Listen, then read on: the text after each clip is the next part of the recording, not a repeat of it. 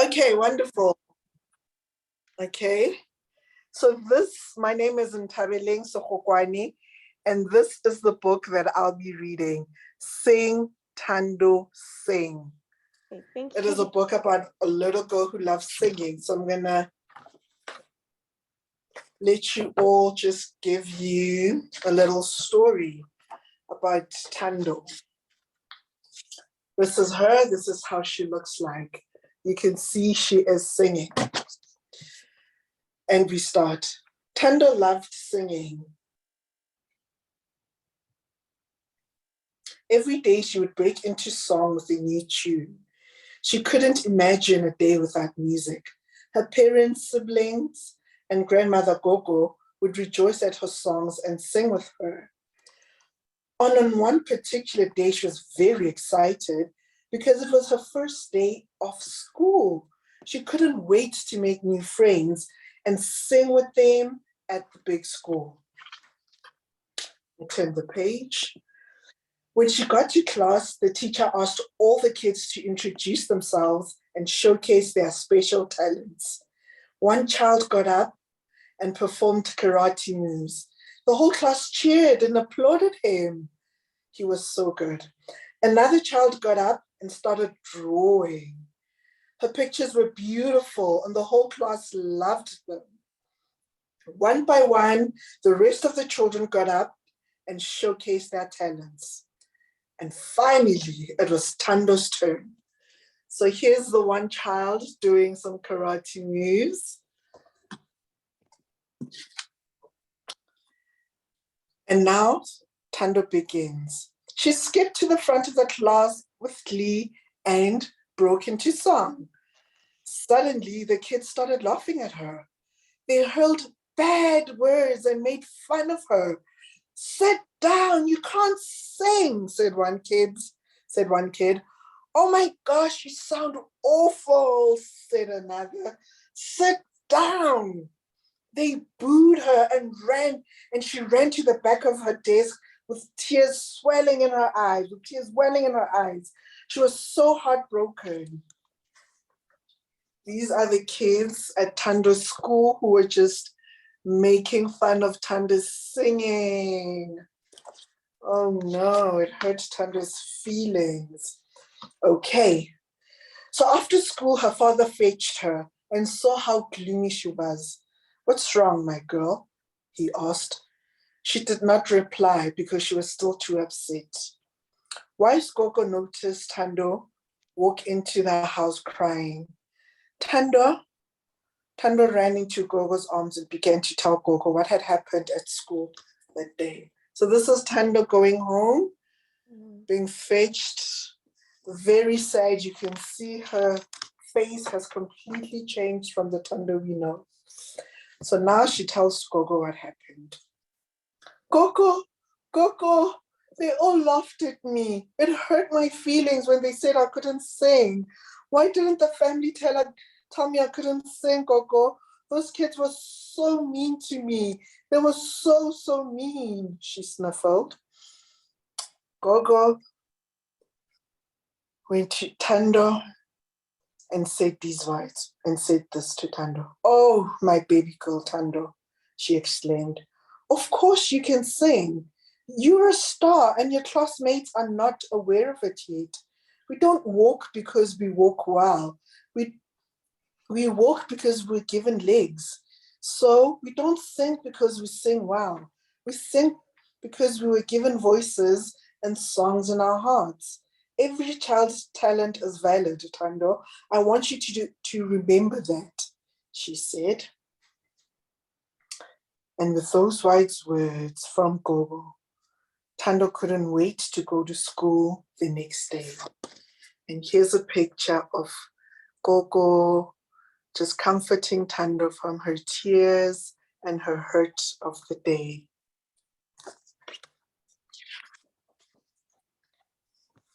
The next day at school, Thando asked the teacher if she could go to the front of the class and speak to her classmates.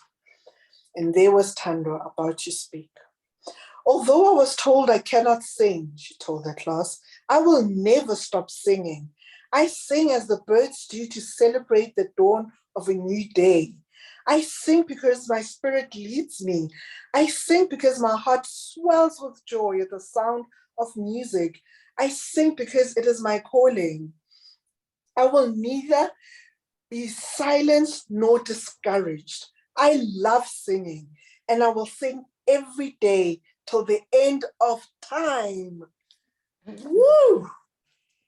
Those words got the class jumping and cheering and so excited. They were so impressed by Thando's speech. So they encouraged Thando to sing. She started singing, and the whole class joined in and danced and clapped, and everyone was friends and happy again. And this is Thando singing her song, and all her friends who were mean to her before are now singing and dancing. The end. I loved it. Loved it. A runny nose. So that's the story of little Thando. Okay. And is little Thando yourself? Is that a story of your childhood? Yes. So little Thando is myself. That is me many years ago. You know, I don't know if you can tell right now, but I have a deep husky voice, like a raspy voice. I'm not sure if you can hear it, but I think it was much worse when I was a kid. And I had this deep voice, and all I did was sing. And the kids at school and just even when I was home, they'd be so like, you sound like a boy. Why do you speak like that? Don't sing, and all these things. So Thando is me. When I was a child, just singing, because my mom would tell you that all I did was sing. I would sing every day for anything, for everything. And to this day, I still love singing. Now I can't sing, but I sing every single day. I love it. So you still can't sing? Because I was going I to ask can't if your sing, voice no. has improved.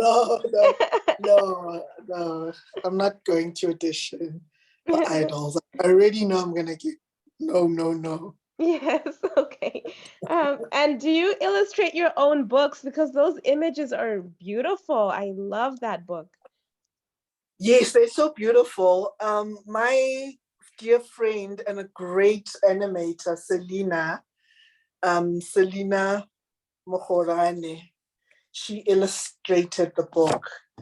And she also did the design. So these are the credits in the book. So no, I don't do the illustrations. Someone else does it. A professional illustrator who happens to be a great friend of mine as well. Okay. And have you authored other books, or is this your first book? Like, I want to know more. So this is my first book to be released. I've written another book, but I've just put it on pause right now. And I'll release it when I feel it is the right time. Okay. But this is the first book that I've written and self-published and, obviously authored it all on my own. Okay. And like, so how long does it take for you to write a book? Like, what's the process like?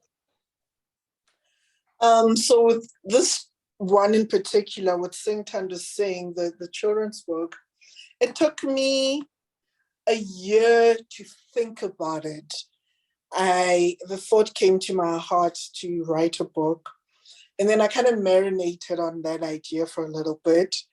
And then on the day I decided to write the book, I sat down and I wrote it, and I wrote it in 20 minutes. So only because I already know what my thoughts and ideas were about the book. Yeah. And I remember I was sitting at the food court in a mall and I had my iPad, and then I just did it. And then 20 minutes later, I came up for air, and the book was completed, and that's how I got it. So, but really, it was a whole year prior to that of me thinking about writing a book, me thinking of how authentic I can make it. And then after I read it, I was like, whoa, what did I just do? This is so good. Yeah, it is. It is. My kids love it, like daycare kids, because I work in a daycare. They love that book. Oh Um, my word, that is so special. um, and so what is I want to know more of like the process of publishing, because I think that a lot of people who are going to watch this, they would like to know, like, how do you publish a book and how you went about it.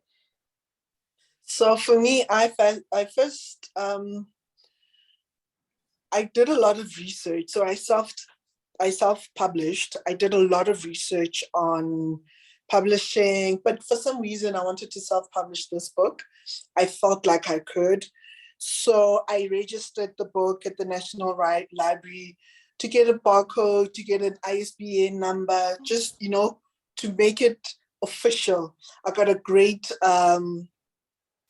sub-editor to sub-edit it, because even when you think you've written well, you want another professional person to look at it. So I did all those things. I got a layout artist to do all those things. So I put my team into place, the people that I found, and I did everything in processes. And that for me has worked. So because I used my own money, I said, this time I'll pay for the layout artist.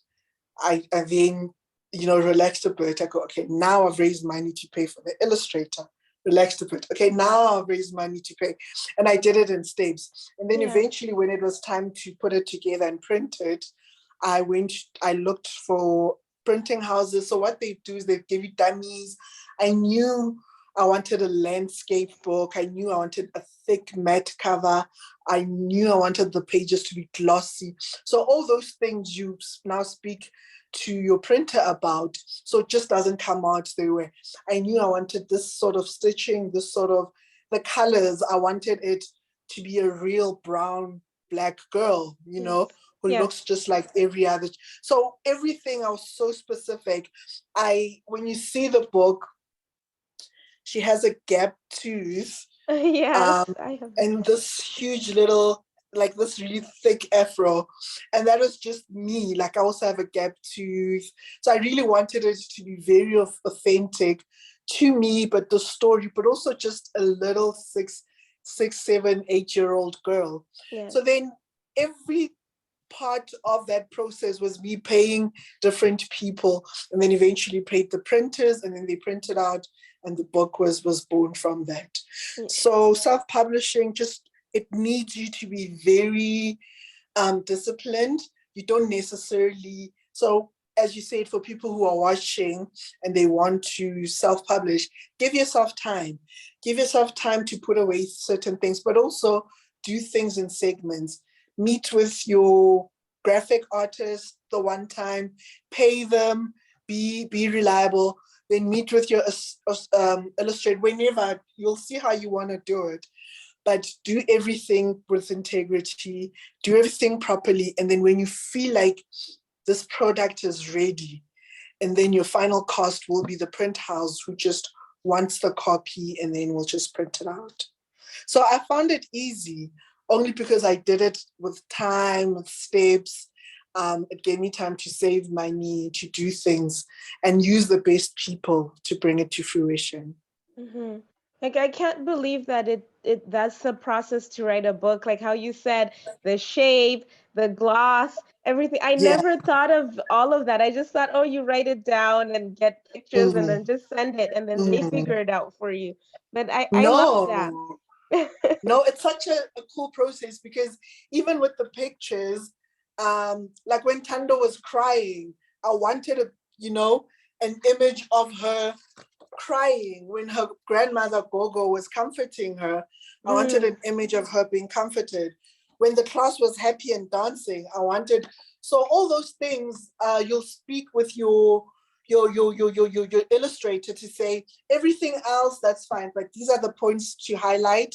So these are the points to draw, because they'll also have some ideas, and you don't want your book to be about trees, but then you've drawn cars and you've drawn buildings and there's like one tree. You want to say, I need 10 trees at least every 3 pages or something. So you talk, and these very small things are so important. Yeah, and to mention what you said about the tooth gap, that's actually, they say more Black people have that. It's actually a common trait amongst Oh, Black is people. it? Yeah. I am part of the Gap Gang, and I love it. It's a cool group to be Yeah. in. I have it too, but you can't see it on Oh, camera. is it? Well, Yeah. no, My you're in whole the club. family. Um, Yeah. yeah. And what was I gonna ask you? So are you always just gonna author children's books, or are you gonna do something else? So I will do something else. I think I love writing. I think I love telling my stories. So I am working on another book where it really is for obviously older people, but really women. And I think in Okay. future I'll write other books for whatever. So it really depends on my season, what I want to do, what I'm trying to, I enjoy sharing my story, because I feel like if I'm going through something, I know someone else is going through something. Yeah, yeah. Let's talk about it. But yeah, so one day I'll definitely release it, but I'll definitely write more books. Okay. Yeah, I think you should. I think you're a very good author. You should Thank continue you. to write. Thank you. Thank you for those sweet words. And thank you for coming on to be you. Like, it's always a pleasure when all the South African writers come. Um, Mm, mm. No, thank you so much for having me. Thank you so much for inviting me. I enjoyed doing these readings, and I enjoyed the Q&As. So thank you very much. you're welcome. Okay, so we'll take care. Bye bye.